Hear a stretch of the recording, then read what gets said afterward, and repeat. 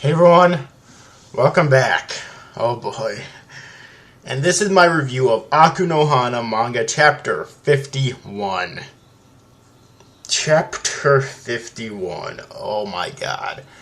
Well, I couldn't find a title for this, so I know what I'm going to title it. At least he's still with Tokiwa, because he's still with Tokiwa. At least it would seem so at the moment.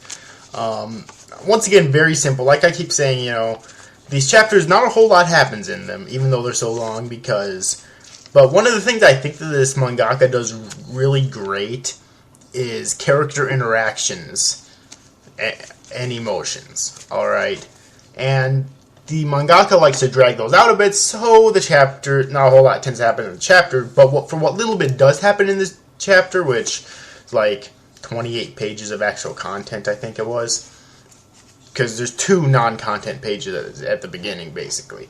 But for what little bit there actually does happen in the chapter, it means a lot. It means a lot, This is a prime example where little is definitely more. All right, so yeah. But anyways, enough about that. What did happen in this chapter? Well, the manga actually ended up skipping Kasuga's initial explanation so that they could just get on with it, alright? Although we know exactly what he was going to explain to her, obviously, or else why would the hell would it skip it, So yeah, after that, Kasuga and Tokiwa have a very dramatic conversation with one another, in which, Kasuga basically explains that he explains thoroughly that he does want to be with Tokiwa, however, he needs to meet with Nakamura. He doesn't know if he wants to hold her or kill her, but he needs to meet with her, or else the past will keep creeping up on him and haunting him, unless he resolves the incident 3 years ago, basically. Alright, and at first Tokiwa is not a fan of this at all. She actually even says that she doesn't want him to read her novel after all, because she all of a sudden thinks it's shit or whatever, so she throws it on the ground. It's not stapled or binded apparently, so she throws it on the ground, all the pages scattering everywhere.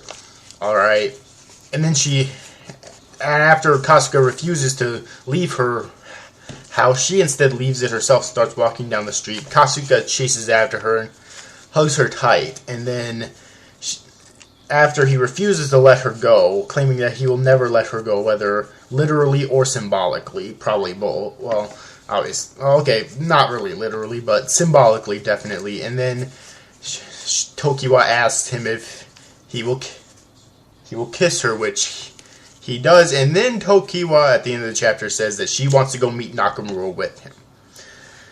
And that sums up what happened in this chapter in a nutshell. So,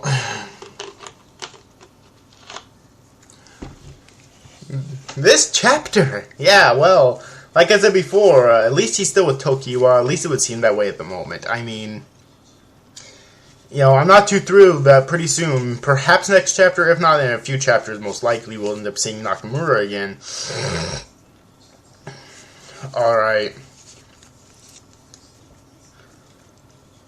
But still, though, at least Tokiwa's going along. Alright, so, I mean, even if he's tempted to go back to Nakamura, at least this is the way I would write it. He would at least, well, if I was writing it, Nakamura would be dead already. But you get the point. Then he would always have Tokiwa right there. And whenever he'd look back at her, he'd realize, I want to be with her. So, I really hope that's the direction that the mangaka is going to take this. Because I really want him to end up with Tokiwa.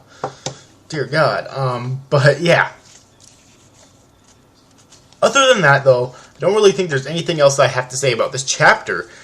Once again, it was really good. Like I said before, I'm not too thrilled about the fact that Nakamura is going to be coming back into the picture again. Like I said before, if I was writing this manga, she would have been dead already. But yeah. Anyways, overall, hope you enjoyed this review, guys. Seize after, guys. Thanks for watching. Bye bye.